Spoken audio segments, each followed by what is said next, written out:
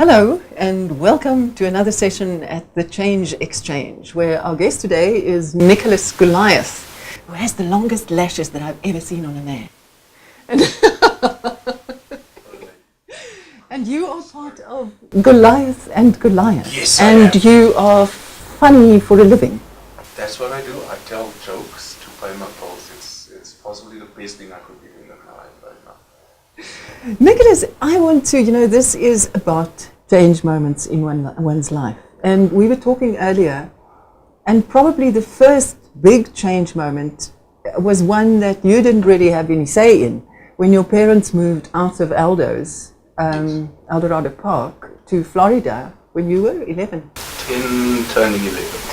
Your life would have been different without that, hmm? It would have been completely different, and like you say, it's something that I've never thought of before. My parents moving out at the time, as a kid, you're leaving all your friends behind, leaving everything behind. I remember. Were you furious? Yes, I was just about to say. I remember being furious and thinking, because they moved at a time when we just come through apartheid, and we were moving to a white area, and I was going to be going to a white school. And growing up in Elders, or in any location, I would assume, you sort of latch on to your community, to who you are. And I just, like I said, I remember being furious because now I was leaving everything behind. And when I look back on it now, it's possibly the best thing that ever happened to my life. I speak well, clearly now.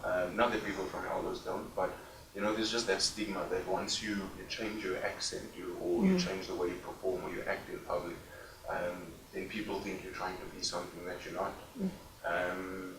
And yeah, man, definitely that was the first big change in my life, and definitely the most positive change. I just actually want to say to my parents, sorry for fighting, Mom. Thank you for doing what was best for me.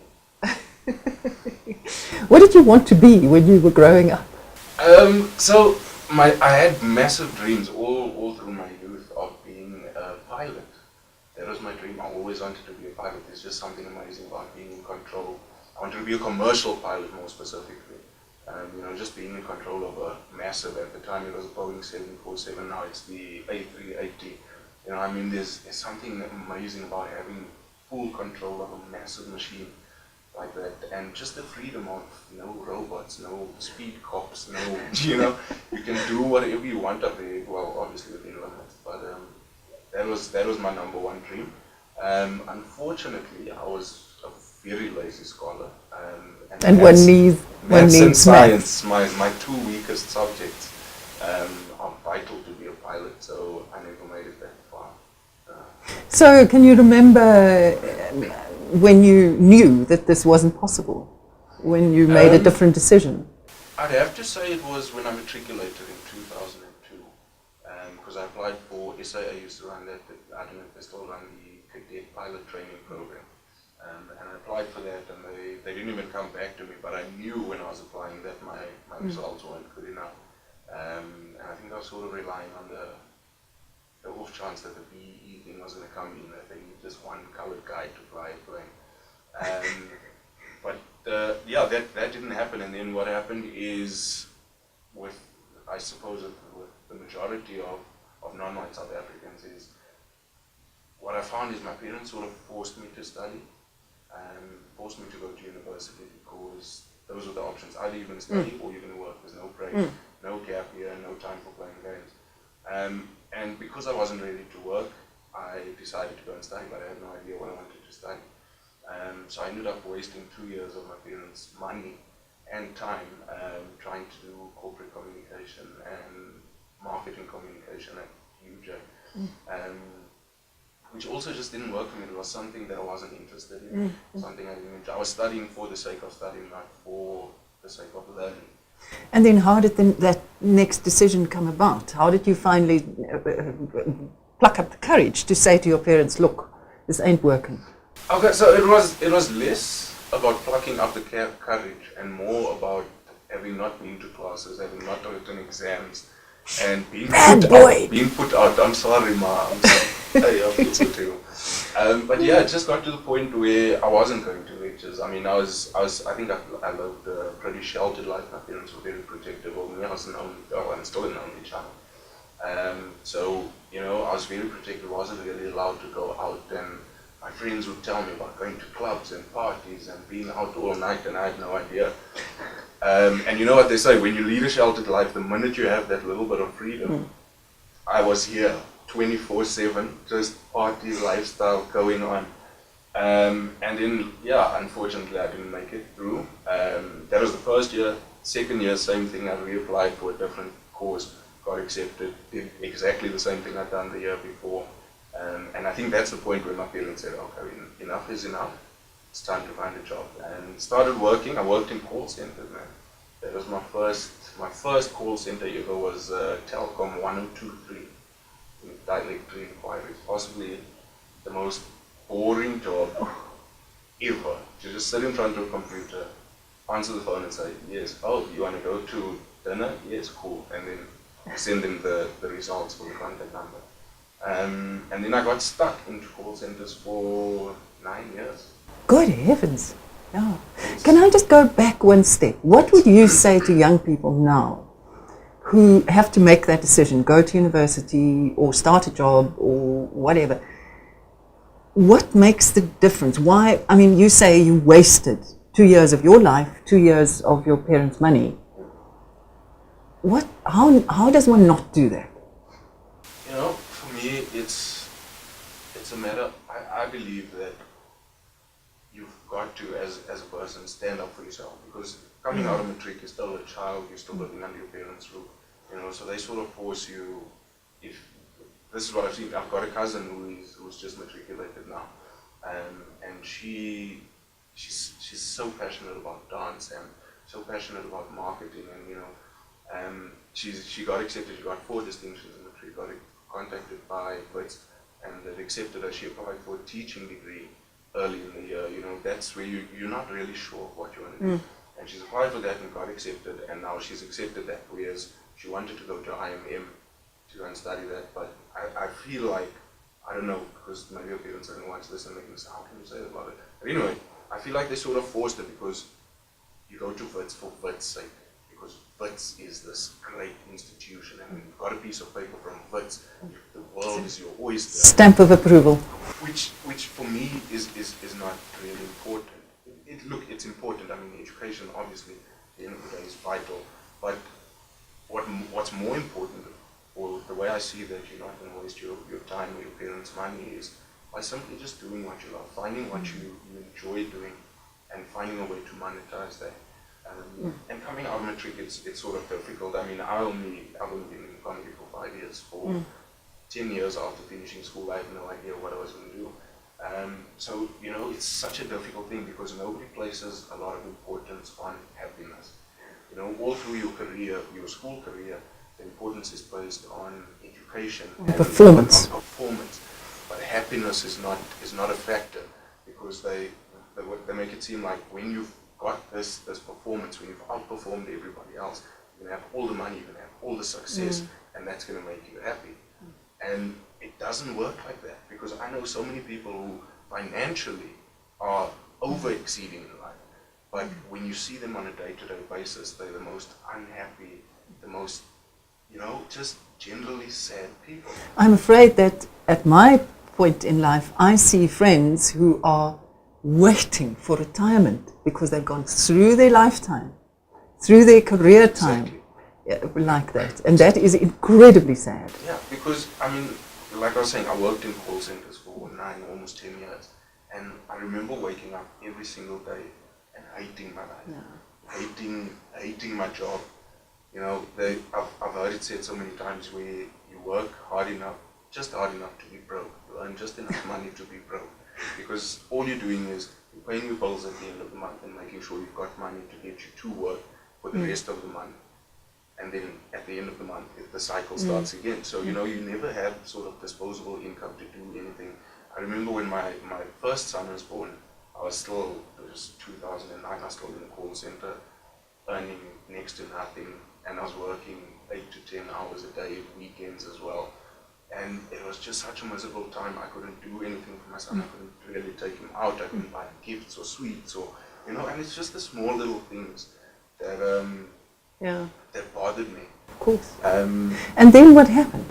I mean, how did that door open? So I'd have to say, look, if we're talking about change moments, obviously moving out of Elders was one. My first son being born, my marriage, my second son being born, huge change moment.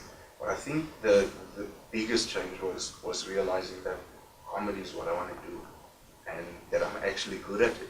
How did that happen? So I knew, I've always known I'm funny. I was the fool of the class, you know, just doing anything to make people laugh. And as life progressed, got older, you know, I was that guy whose friends would say to me, you should be on stage. Because we used to go and watch a lot of comedy. I'd take my friends and go and watch a lot of comedy. It's always been a sort of pastime of mine, just watching comedy. And every time I'd go, my friends would say to me, you can do this, why don't you do this? And eventually, I built up the courage. So the true story is probably 8 or 9 years ago, was the very first time I actually got on stage, where I'd been going to the Comedy Underground in Melville, which was run by John Goliath. Took a card from them because my friends had always been pressing me to go. And eventually built up enough courage to make the phone call. And the assumption was, I'll never forget, it was a Tuesday, and I was sitting in the call center and I had the card with me. And I built up the courage and I phoned them, and I thought in my mind how it was going to work is I was going to call them and say, cool, come for an audition or whatever, and I'd be put on in, say, a month or two. And for 5 minutes at 5:30 in the afternoon. Exactly. Yeah. And what happened is I called the Tuesday and I spoke to Taffy, who was John's partner, and she said to me, cool, we don't do any auditions. You come in, you do your 5 minutes. If we like you, we'll call you, or you can just book another spot. Whatever, cool, come in on Sunday. And you know, and this was Tuesday? This was Tuesday, yes. So then at that moment I'm like, no, this can't be. And you know, I kept it very quiet through the week, just told a couple of good close friends and family, whatever. And were you practicing through the night? This is the thing. So the thing is, I actually never had any idea what comedy was about. The first two people I'd seen perform live stand-up comedy was Joey Lustin and John Goliath. And if you look at their style of comedy, it's very conversational. So it doesn't look like they've practiced anything, like they've got material. And in my mind, that's what comedy was. You get up on stage and you say whatever's on your mind, and if it's funny, people laugh. And that's what I did. First time I ever got up on stage. You didn't have a script? Not a clue. I had no material. I hadn't thought of the first joke I was going to do. Nothing. This is jumping off a cliff without a parachute. Off, head first, not even. And so anyway, so Sunday night rolls around and get there, and John Goliath is hosting, and it's mad. People are killing themselves. They're having the best time. And John introduces me. And that's probably all I remember of that night, was John introducing me. I went onto stage. I don't know how long I was on stage. I don't know what I said, but I got the best reaction I've ever received. People were dying. They were hosing themselves. It was amazing. And I remember getting off stage and handing the mic back to John, and he said to me, "You're funny. Come back." And I was like, sure, yeah. People have been telling me I'm funny. I know I'm funny. I'm going to be so rich and famous. This is amazing. And then I phoned. That was the Sunday night. Monday, called, made another booking, and I think they booked me like 2 or 3 weeks. And I went back, and this time I was confident, so I let everybody know, I'm going to be on, please come and check it out. And I went with the same mentality, you know, that I don't need material, I'm going to be funny. And that's where I saw my first flames, as they say. I saw flames. I left the stage. I don't remember what I said because no material. But I remember leaving the stage saying, "You guys are a cuck audience," and walking off. Then I was like, this is not for me. Did one more spot. So I did my first 3 spots probably within a 2-month period. And the third time I was on, I sort of had an idea that I need to have some sort of structure, you know, just something to fall back on. And I went out and I performed, and it wasn't great, but I didn't die as badly as I did the second time. And Riyad Musa was in the audience, and he came up to me and said to me, "Oh man, that was so great. You've got something. There's something nice about you. Just keep doing what you're doing." But the thing is, by the time he'd come to me, I'd already made the decision that comedy is not for me. I don't want to make what I love my job. So I decided. Heavens, why not? Because I was young and ignorant. That's why. Yeah, so I'd already made the decision that it's not for me, and then that was the last time. Then I stayed off the scene for years, and my cousin Jason Goliath, I'm sure you know him, the big guy from the Castle Lager, he'd actually just finished his first Castle Lager run, his first set of ads, and he was on set with Brian van Niekerk and Sylvan Gese, who were on set with him. And at the end of the shoot, they'd had a discussion with him saying to him, you know, we've had such a great time, we've never had so many laughs and so much fun on set, you've got to try stand-up comedy. And he said, you know, he's braai funny. He's like, no guys, I'm braai funny. You know, like around the braai I can make the guys laugh, but stage, different thing, not for me. And we were having, and strangely it happened that it was Mother's Day shortly after he'd done this and had the discussion with the guys. And we're sitting around the table, Mother's Day lunch at my place. We'd had a couple of beers, you know, so in a nice conversational mood, and he's telling me the story. He's like, no, you know, I think I've got to get on stage. So he says to me, no, but I'll do it if you do it with me. So I'm like, cool, man, and you know, I did it a couple of years ago, I'd love to. Let's make it happen. And I phoned and I made the booking, and I'll never forget, I spoke to Trevor, and they'd also given me a booking like within a 2-month period, and I explained that I want a space where there's 2 open spots so that we can both perform on the same night. And she gave me this huge speech about how this is not a game, this is something serious, because now I think that I'm playing with my cousin and whatever. But they gave me the space, gave us the space, and we performed on the 3rd of July 2011 for the first time, and we both destroyed. And I did the same stupid thing that I did before, going on stage with no material. But I had a t-shirt on that said, are you free tonight, or is it going to cost me? And that's how I started. I started going in and to the ladies in the audience, and I was like, I wore this t-shirt for you. And she's like, oh no, this is my husband. So I moved on to the next one. I'm like, I wore this t-shirt for you. So like, oh no, this is my husband. I'm like, who put all the married people in the front?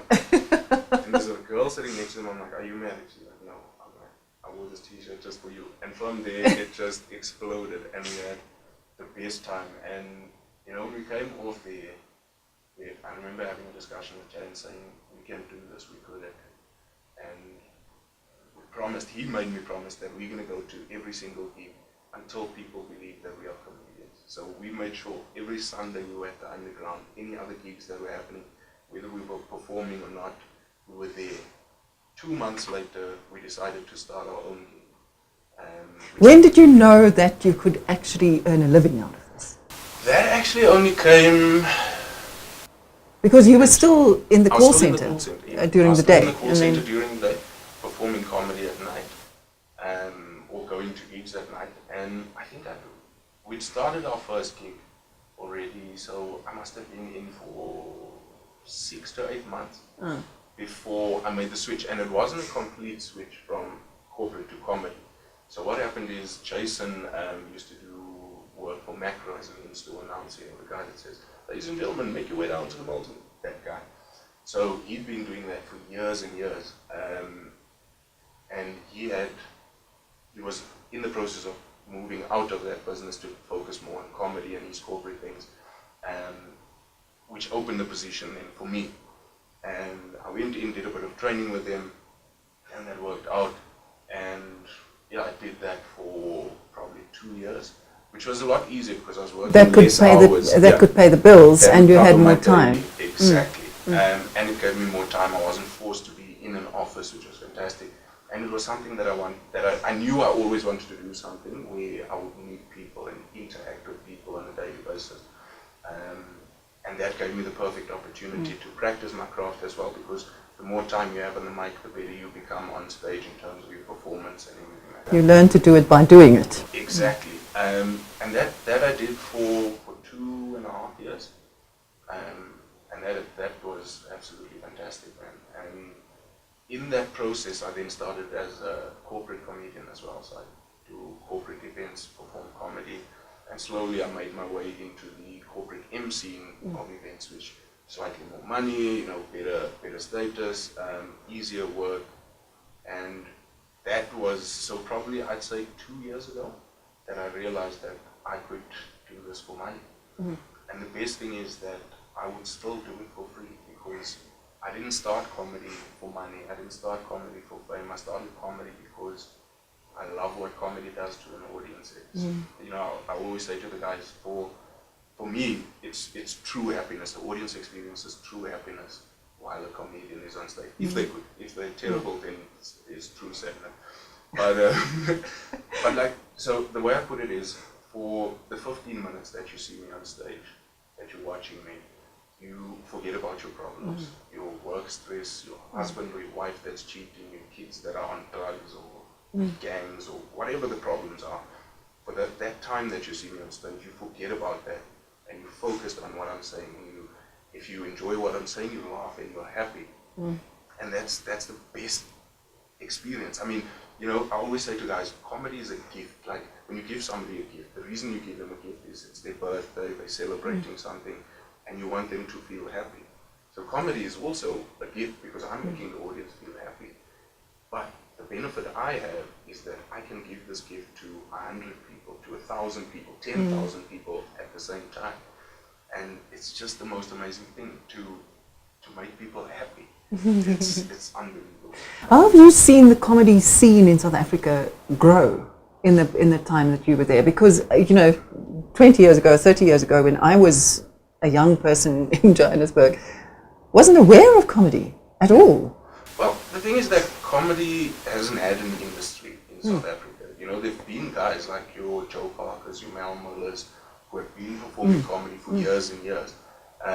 But if you speak to them and you hear their stories, they were going into venues, into bars, into clubs, and performing to people who didn't understand comedy, who don't understand comedy, and slowly building the network and educating the audience, because that's the most important thing. If you don't have an educated audience, comedy is not going to work. But now there's a boom. Like, I think since Trevor launched his first DVD, I think it sort of piqued the interest of South Africans, because firstly, I feel like South Africans would go. Kevin Hart's coming shortly. I think his tickets are something like $2,000 or $3,000 a ticket. It's ridiculous. But I know that there are people who've never been to a South African comedy show who are spending that $2,000 to go and buy a ticket, because what comes from outside of South Africa, the perception is that it's bigger, it's better. And, you know, the thing for me is that there are so many guys. So like, the industry now is growing, but we need South Africans to come and obviously support. And our audience is growing as well every week. So people are interested. Every time somebody's on the news, a comedian's on the news, Trevor Noah, I keep going back to him because he's obviously the biggest influencer. And like I say, he's piqued people's interest. So now the audiences are growing. And what you find is, like with me, I was an audience member one day who loved comedy and eventually took the step. So now, because our audiences are growing so much, the industry is growing with it as well, because more people are being exposed to comedy and experiencing it, and more people believe that they can do it. Lots of people are telling their friends, you should be on stage. You should. Not everybody should be on stage. Some of you should stay in the call center. But yeah, and so, you know, like I said, when the first time I called 9 years ago, I got a spot within a week. We run a gig out in Maboneng at Pop Art Theatre, and we do open spots there. And that gig we booked 3 months in advance, and we've got a list of about 40 guys that are waiting just for open spots. These aren't even your regular acts or your headliners, just open spots, new guys that want to try. So it's a booming industry. Lots of people are getting in, and I feel like, you know, corporates are also sort of siding with comedians now. I think that the days of having your top billing presenter, you know, just speaks well, and I think those days are gone, because you bring something extra. We bring something different. Something different. You know, comedians, our job is to think on our feet. So when you're having problems at your event, when the sound's not working, or the lighting's not working, or somebody's delayed or whatever, you know, I was at an event where they had one of these sort of top billing, I'm not going to mention his name, sorry. But, you know, there was a problem backstage, and what caught my attention was the fact that he couldn't deal with it. All he said is, we've got a technical problem, come back in 10 minutes. We're going to take a 10-minute break. Whereas I feel like as a comedian, you could have filled that 10 time. minutes to entertain the audience, to interact with the audience, which just makes it a more entertaining event. It makes it more exciting. Plus, we're funny as well. And we tell jokes for a living. It's our profession. It's like having a chef in your kitchen. When you want to have the best, you need the best. And the personal life of Nicholas Goliath, where did you meet Yasar? Oh, man. So, Yasar and I met. She's beautiful from your pictures. She is. In real life, she's beautiful. The pictures don't do her justice. And she's mine, boys. Yes, yes. So, we met at university, actually, my second year. So, you did get something out of it? Something, the best thing. I didn't get a certificate or a degree, but I mean, you can go onto my profile, go and have a look at my wife. Who gets a degree? But yeah, so we met at university. She matriculated in 2003, so we met in 2004. Together 12 years at the end of next month. And you know, at the time it was just a fling, we were just having fun. And then when she wasn't there, then I realized, but actually I miss this person and I need to have her around. And she's just been so great. She's such a huge part of my growth and my development. Yeah, this is where the emotion comes now, you see. So I'm going to talk slower so I don't cry. But yeah, like the thing is, as a comedian, obviously, I don't have set working hours. So I work at night a lot of the time. I work weekends, and it also involves a lot of travel. And I can guarantee you, there's not a lot of women out there that are going to put up with a husband who's almost never there. How do you retain the closeness? Quality time over quantity time. So, you know, like when I'm at home, I don't WhatsApp, I don't communicate, I'm off social media because I want to spend time with my family, because I have such a little time. I've also got 2 little boys, which are absolutely amazing, who are absolutely amazing. And you know, the important thing for me is just spending quality time, letting them know that even though I'm not there, I'm always there. That they can always count on me. I posted something on Instagram a couple of days ago, a picture of my little boy that I'd taken it from above and he was looking up at me. And the caption I used was that I want to be the type of dad that my kids can always look up to. Yes. So, you know, it's so difficult. Like I said, firstly, I'm so lucky to have my wife because she supported me from day one. In the first 2 years, I'd say it was difficult because she'd been used to having a man who was there 24/7, except for the 8 hours a day at work. I was there for the rest of the time.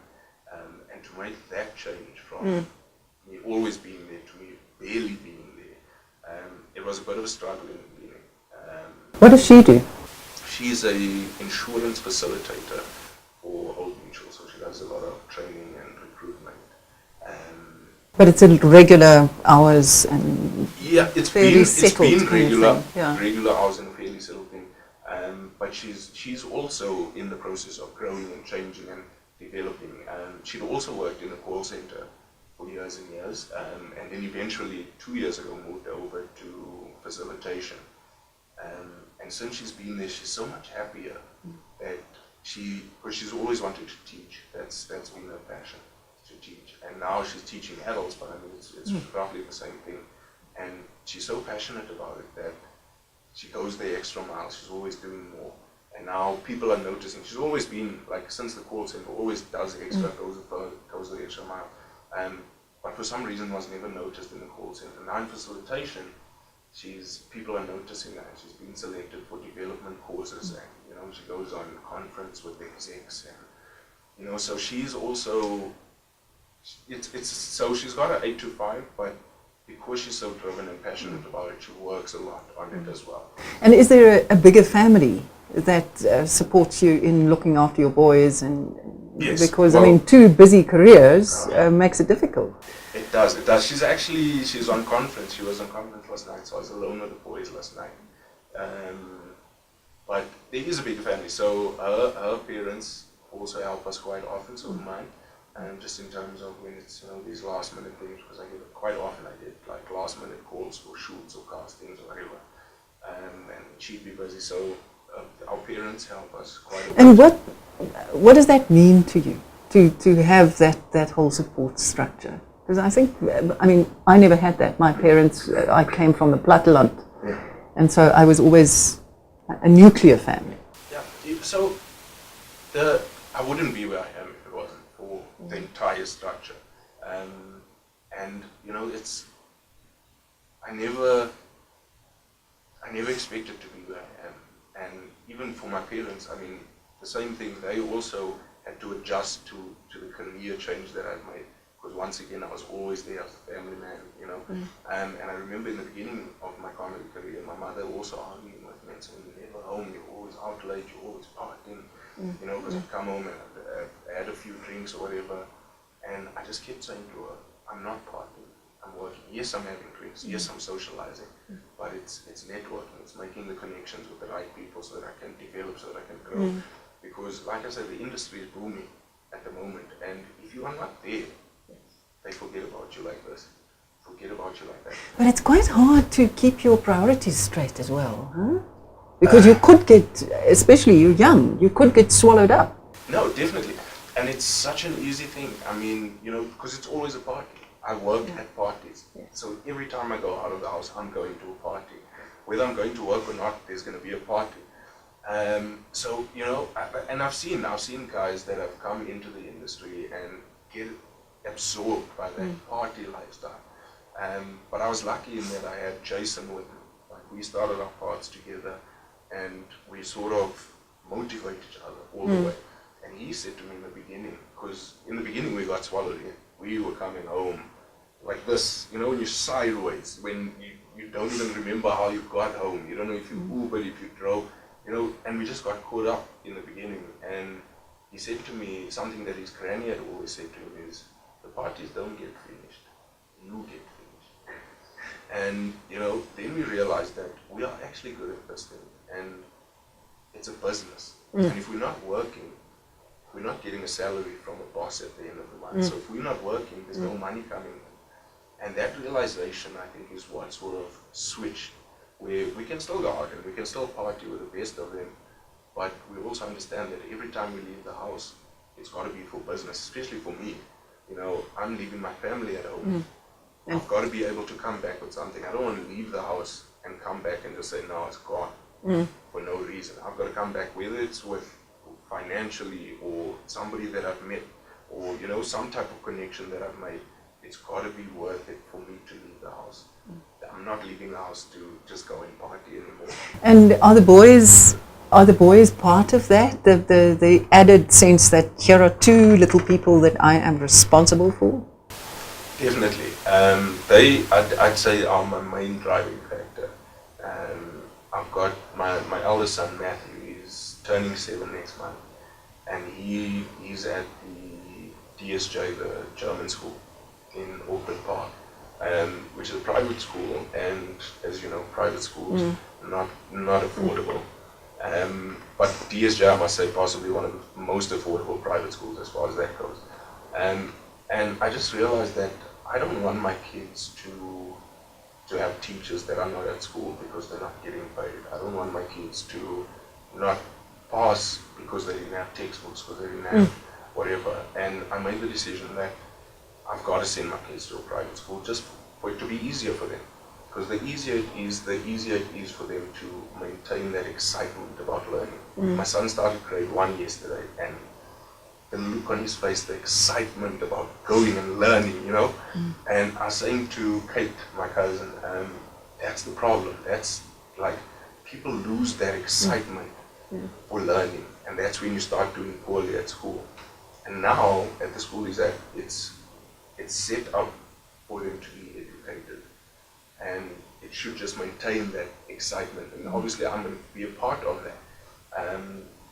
But yeah, and you know, the thing is that I look at my kids and they rely on me for everything, from emotion, financial, everything. And I don't want to disappoint my kids. That's what drives me.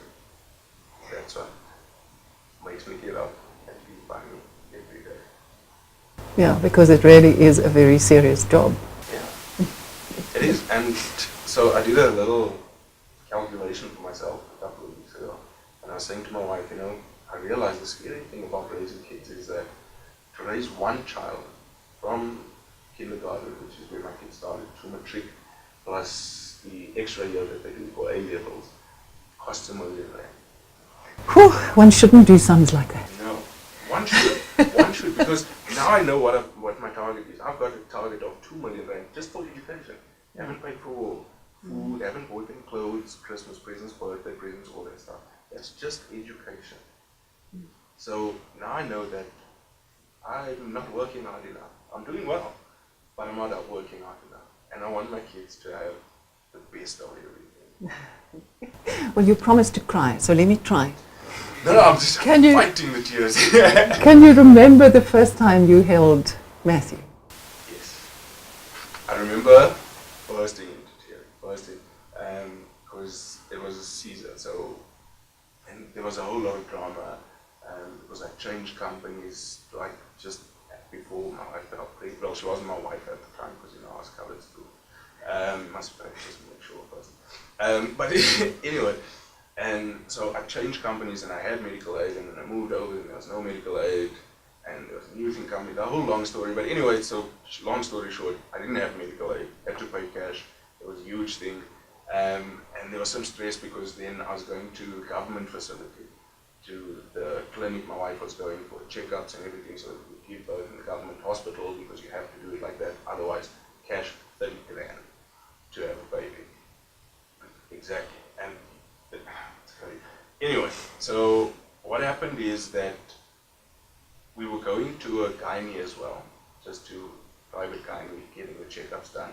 And according to the timing with the gynae, she was at 39 weeks.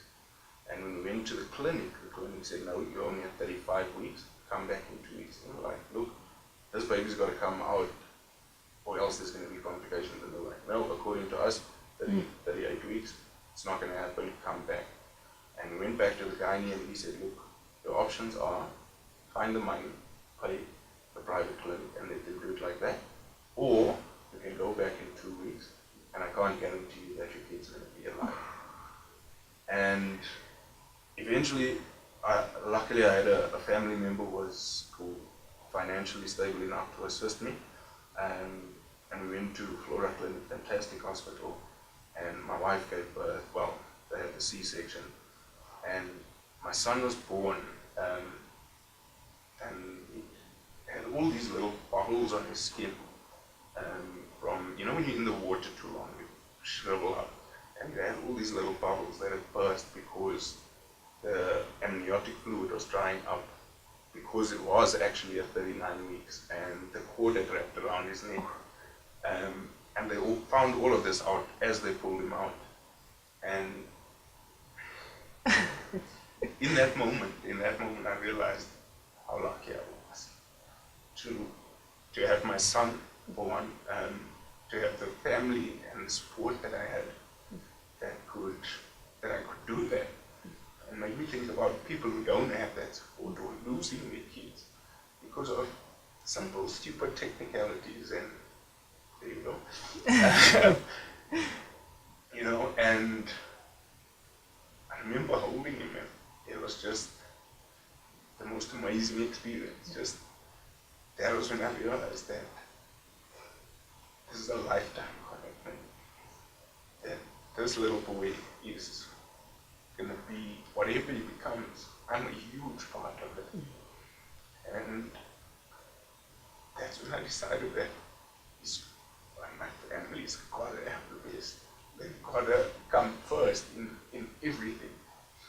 And so it changes the focus. Definitely. I was a party guy, man. I was out with my friends late night, partying all night, all weekend, and it was great.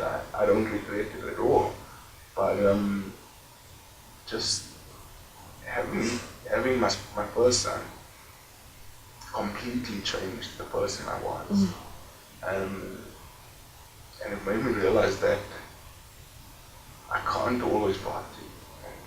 Yeah, it's fun, but I have to grow up. I've got to grow up at some point. And I still feel like a lighty at times. But it's just such a mind-blowing experience, realizing that you have to change, you have to develop, you have to grow. You can't stay in the same place forever. What do you say, and if I may, this is as a woman, so many men walk away. It's the easy thing to do. It's an easy thing. Well, I say it's an easy thing because, like you say, so many men do it. It's tough to accept the responsibility.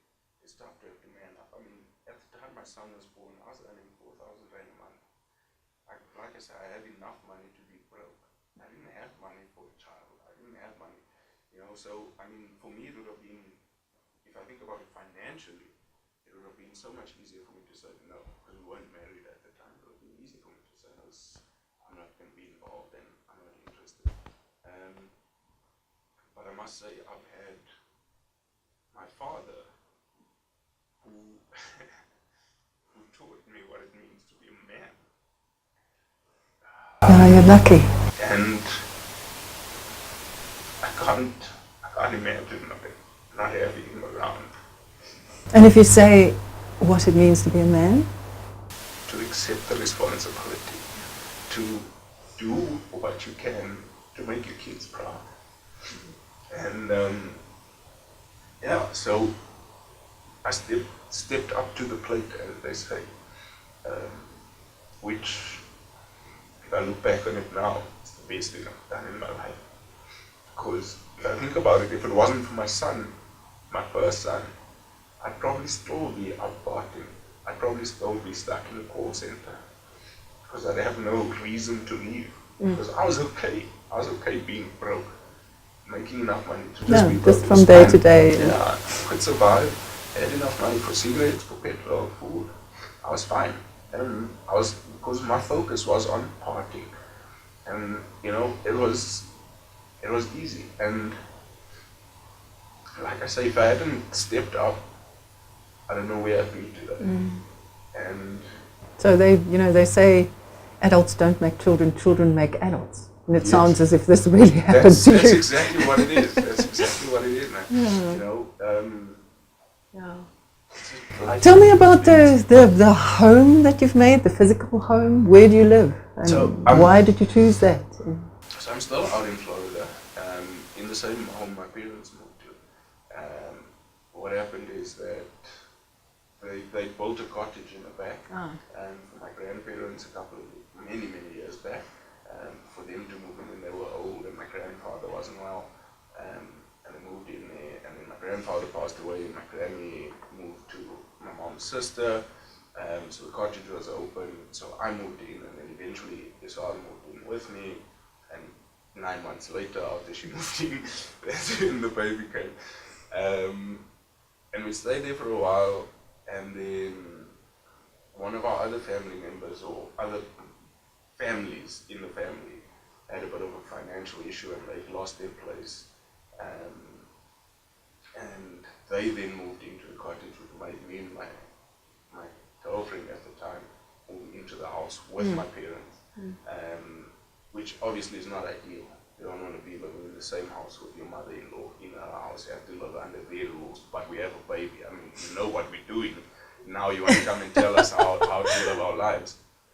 So it got a bit tense, and there were constant arguments and just little silly things, which eventually made me move out, moved in, rented a place in Discovery for a year, and that was probably 3 or 4 years back. And then what happened is that my parents, because it's a big 3-bedroom house, big yard, swimming pool, whatever, they were now alone in the house. And it was just too much for them to handle, so they were looking at selling the place, and I was obviously looking at getting a place because I've got now a little son and another one on the way. Excuse me. And the time that we spent apart, because we were apart for about a year, that we moved out, but it strengthened the relationship that I had with my parents, because now we're not in each other's faces. Gives me an opportunity to actually miss you, instead of waking up and saying, you're going to be here and you're going to be giving me rubbish. So we sat down and we had a discussion, and we agreed that they moved into the cottage and I'd move into the house, and then just take over, because it's nice, they're right there for their grandkids. My kids have a pool, they've got a yard to play in, And then we've just now, we make the financial things happen and sort the bond out and whatever. And you know, for me it was so great because I mean, it was the same home that I grew up in. My little boy sleeps in my old bedroom. And it's So there's a sense of stability. And yeah, it's just something so nice, and it's a nice, safe neighborhood. You know, obviously it's got its little crimes and whatever that happen, but I can say we've been lucky. We've had one small incident, but nothing too serious. And I just like that it's my childhood home, and how my kids get to grow up. You know, it's like you see on all these American TV shows, you know, generation after generation in the same house, and it eventually becomes like a family. that works for you. Yeah, and I just love that. Like, there's a couple of renovations and things that I want to do just to make it my own as well, you know, because now it still sort of feels like I'm living in my parents' house. But yeah, I've got a lifetime to sort it out, so. Well, all the very, very best with that lifetime. And Are we ending here now? we're ending here. You just made me cry, and then, yeah, as he said he's going to cry, done. Okay, no, fine. Goal achieved. Let's go. Yes. Thank you so much, you so and much all for of the having very, very best. It's an absolute pleasure being here with you, and all the best for you with this. This is such a great initiative, man. Yeah, it's I great believe fun. People need to talk about these things. Yeah. They don't talk about it. It's always just keep quiet. So join us again, or go looking for other conversations. They are all amazing, like this one was. Till another time, goodbye. Be happy.